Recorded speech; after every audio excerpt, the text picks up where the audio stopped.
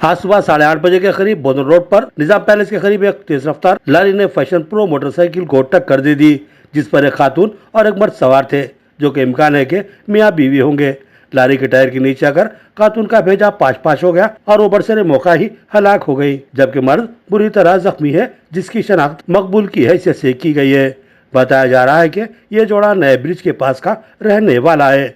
Fashion pro motorcycle का number AP28AR 5334 है।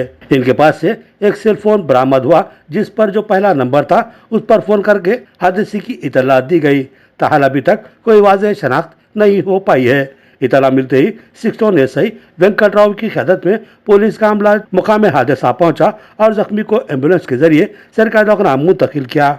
बताया गया कि इनके पास से बरामद थैली में हॉस्पिटल के कागजात और गोलियां दस्तयाब हुई, जिससे ये कयास किया जा रहा है कि ये लोग अस्पताल जाकर वापस हो रहे थे। पुलिस ने तहकीकात का आगाज कर दिया। जल्दी मजीद तफसीलात से आगाह किया जाएगा।